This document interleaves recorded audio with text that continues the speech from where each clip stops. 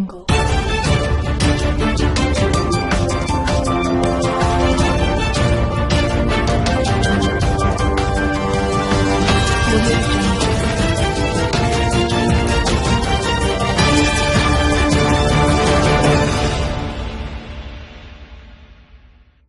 Hello, everyone, and welcome into CrushTheStreet.com. I've got a brand new interview today, and we're going to be discussing crypto, the crypto market. And many of you have probably seen the crypto market get, quote unquote, smashed as of lately. Bitcoin went under that $6,000 level with some decisiveness. And we're going to get the thoughts and the analysis of Doc Severinsen today of ReadySetCrypto.com. He's got a very popular YouTube channel and website. And one of the things he has just said, which I think is very relevant, is that we need to stop treating crypto like it's 2017 and start moving forward. Having said that, Doc, thanks for coming on the show with me today. Oh, sure. Thank you, Kenneth. Appreciate the invite. Well, let's kick it off here. What are your thoughts on the market in general? Having seen what we've seen with the price action, I'd really like to start here because, everyone's seeing the Bitcoin price collapse down below the $6,000 level. We're seeing a lot of headline news about this. If we could start here, what are your thoughts on this? Well, sure. We've been in a primary bear market really since the late winter, early spring. And I think I've been through so many different bear markets over the years, and they all end up sort of the same way. And I hate to kind of classify them in that manner because everything is a little bit different. A lot of people were saying, well, we may not have a final capitulation in this market because of the miners. And we've seen that that's not the case. So everything ends up sort of being the same way. But when we talked about being in the bear market, as we got down to volatility collapsing into next to nothing, that was maybe terminated a couple of weeks ago, a lot of people were saying, hey, maybe this is it.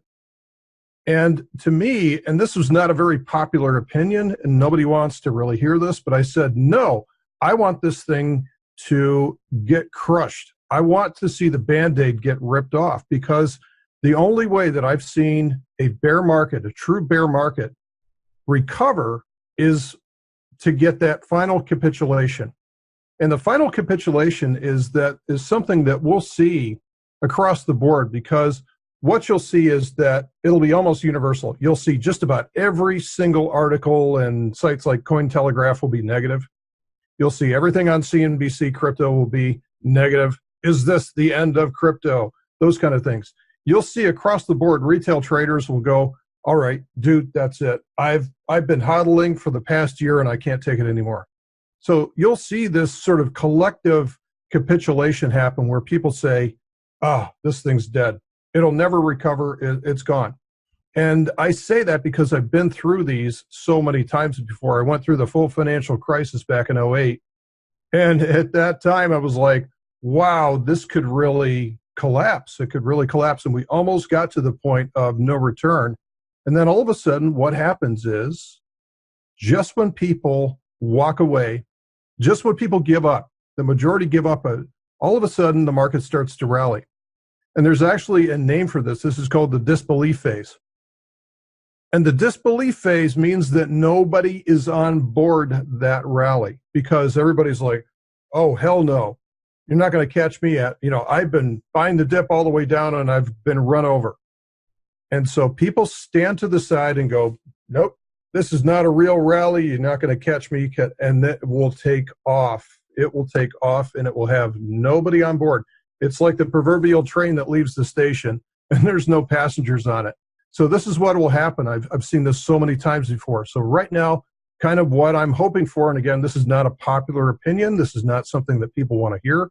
But I want to see this thing do a waterfall decline. I want to see this thing just drop right off the end of the table, huge volume spike, negativity everywhere. And that will be the beginning of the end there for this bear. Doc, I'd like to extrapolate this a little more here, and I'll bring up this. So the Bitcoin Cash hard fork, Bitcoin ABC, led by Roger Ver, and the Bitcoin Cash SV by Craig Wright. And I couldn't help but notice basically the entire cryptocurrency market falling during this time. And I think a lot of people are seeing this. And what are your thoughts on this and a hard fork really instilling a lot of fear in the overall market? Well, there's a couple of things here. Now, I'm not going to speak to this fundamentally. So my business partner, Mav, who many people are familiar with on the YouTube channel, he's got this one down. He understands all the dynamics and the politics behind it. Again, I kind of stay away from that. I go back to an old floor trader axiom. And the floor trader, you guys have seen, the trading pits where everybody's in there just, yelling and punching each other and things like that, kind of the old school method of trading. And we're starting to see that phased out, but there's a lot of knowledge to be learned from these pit traders. And one of the things that they always talk about is when in doubt, palms out. So an old floor trader sell signal was like this. Palms out, meaning I'm selling, I'm selling, I'm selling. So that's something to keep in mind, is that when you have uncertainty, when in doubt, palms out, you sell. So people are doing what they're supposed to be doing right now. When uncertainty comes along in the market, they're dumping first and asking questions later. So this whole hard fork thing left a lot of uncertainty into the market, and we're still dealing with that to this day. All right, so I got to ask a question that many skeptics are asking right now. And in this situation with the hard fork, if there can be a right turn and a left turn out of nowhere, and this major amount of fear that enters the crypto asset market, how does this, if you believe cryptocurrency or a specific project is sound money, how does it represent sound money if this can happen at any given time? Well, I would reflect that question back to any asset that's out there. Any asset has supply and demand behind it. You can look at assets like NVIDIA, look at assets like Apple, if you want to look at the stock market, and those have been getting crushed lately. So what was just, a solid asset nearly 2 weeks ago, all of a sudden people are walking away from it. So you're going to find the same thing. An asset's value is all, not always intrinsic. It's going to be extrinsic as well too, which is kind of goes into my world, which is derivatives. So there's a lot of extrinsic value in everything that we deal with especially in crypto, because we're looking at forward value of everything. So this is much like what we went through back in the late 90s with tech stocks. Like, well, we're looking at extrinsic value, the forward value of this company, which we project to be worth X amount someday based on what we think they can do. So this is the nature of financial markets. We're always dealing with intangibles where we don't know the answer to. And actually, a lot of retail traders trade off of tangibles. They trade off of things that are already known, but the market that they trade is already gone past that. Nobody cares about that anymore. So the market's always looking 6 to 9 months ahead of time. And that's just the nature of the world that we live in, is uncertainty. Without uncertainty, though, you have no opportunity. I like that. Well, and I would strongly agree with what you said there. There is no certainty when it comes to your savings and where you put your money, which is why I strongly recommend that you have your money in multiple savings vehicles. All right, so let's get into a little more of what you do specifically, and I'll start you off with this question here, and I'm curious to hear how you respond to it. In the dot-com era, you brought that up a little bit there with the 90s and into the dot-com bubble burst. You had traders quitting their jobs to become full-time traders. In 2017, we saw the same thing. You have people just, throwing money everywhere, trading and making money. You go to these Bitcoin meetups, everyone's a trader. What is the market now, and do people make money in bear markets trading? Well, it's funny you mention that, because right now it's still a bear market. And so if your only avenue is to trade long, to the long side, then you're basically a counter trend trader. And to play counter trend, you've got to go down in time frame. So you've got to be almost a scalper. because, again, in a primary downtrend, you're only getting occasional retracements, and then the primary wave takes over again. It's my personal opinion that I think most retail traders should stay away from shorting the spot currencies.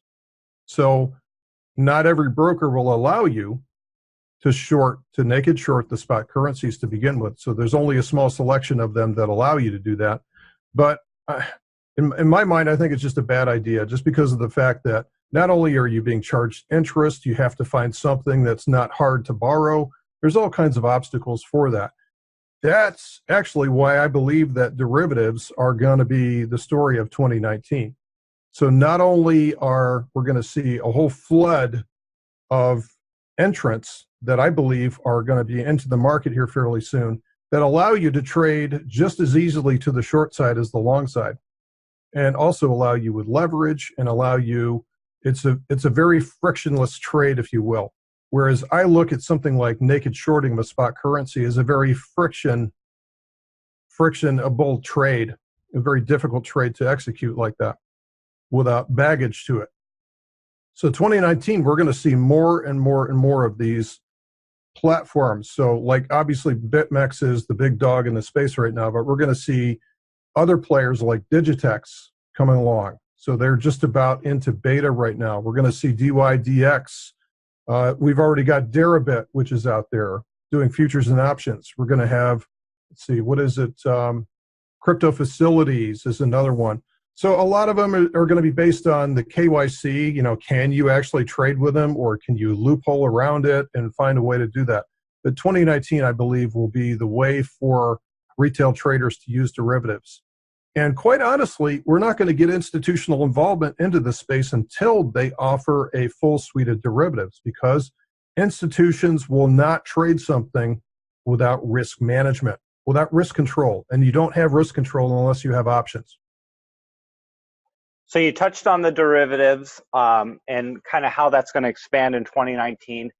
So I'm curious, what are your thoughts on how the SEC and the CFTC are going to treat this going forward? Do you believe that there's going to be kind of a relaxation of the crypto space and kind of give the AOK for cryptocurrencies to move forward in a way? Because I feel like that's a big reason why we went into this bear market. We got the news from, you know, the regulatory agencies, and we kind of turned around. It kind of signaled the turnaround. I mean, it was due to come at some point, but it seemed to correlate strongly with the news out of the regulatory environment. So it kept the downside coming because, again, uncertainty. More uncertainty means the downside continues to go.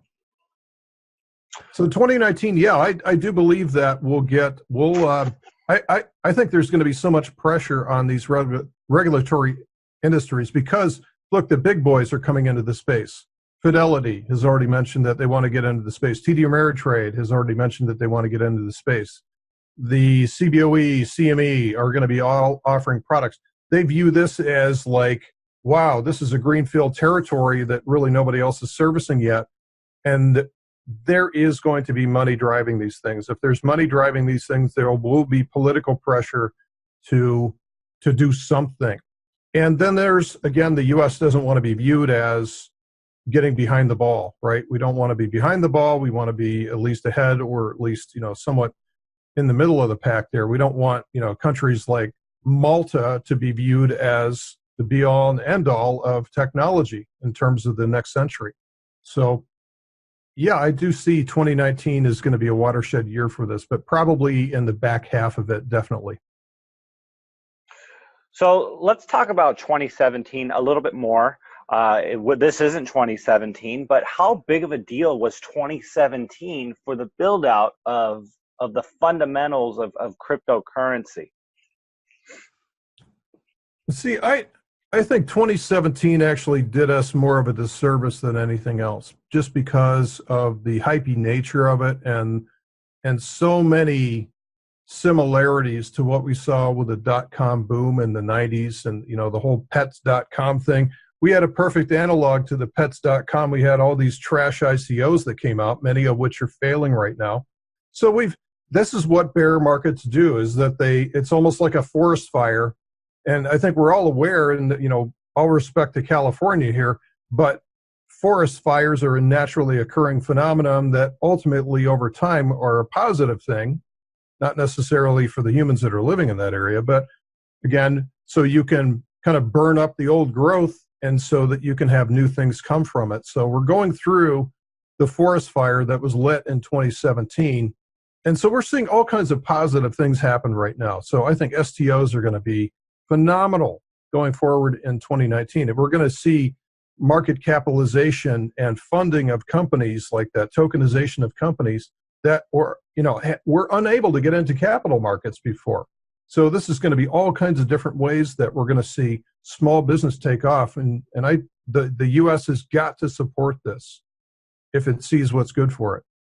So who do you see being the biggest antagonists of these STOs and the tokenization of companies, competition to the traditional equity markets? Who do you see being the biggest people that fight this and resist?